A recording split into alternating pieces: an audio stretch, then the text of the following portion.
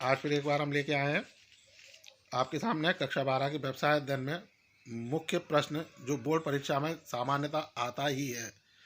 तो गाइज आप इसे आज समझें और इसको समझने से आप इसके समय अध्ययन और गति अध्ययन में अंतर तो आप समझेंगे ही, इसके साथ साथ आप इसके अर्थ और इसकी विशेषताएं भी लिख सकते हैं। तो चलिए स्टार्ट करते हैं।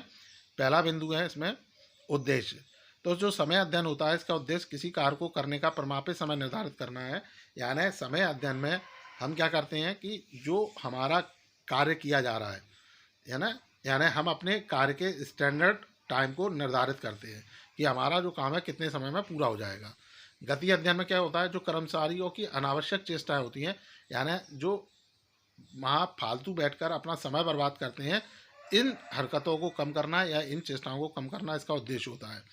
अगला बिंदु है निर्धारण। तो इसमें कुशल व्यक्ति द्वारा निजी काम को करने का समय निर्धारित किया जाता है।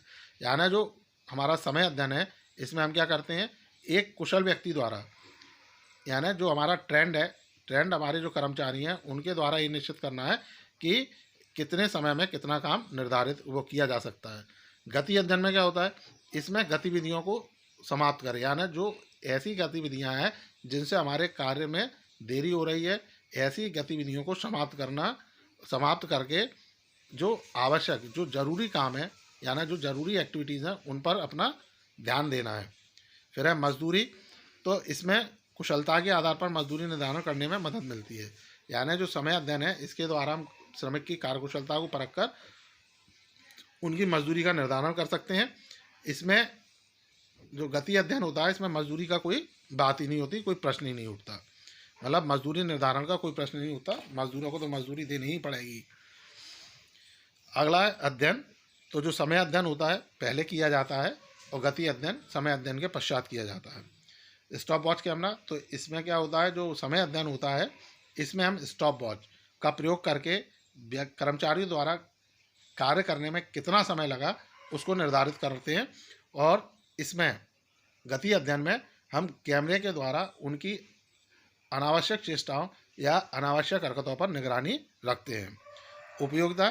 तो इसमें श्रमिक की कार्यकुशलता में वृद्धि करना संभव होता है, यानी जो समय अध्ययन है इसके द्वारा हम श्रमिक की कार्यकुशलता में वृद्धि कर सकते हैं या उसमें हम वृद्धि करना संभव हो जाता है।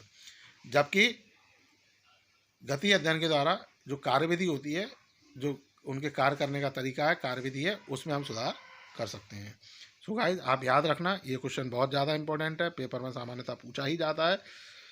सो आप इसे अच्छे से पढ़ लें, समझ लें, याद कर लें और इसकी जो अंतर की जो पिक है वो मैंने आपके ग्रुप पर डाल दी है, तो आप वहाँ से नोट करके इसको याद कर सकते हैं, समझ सकते हैं।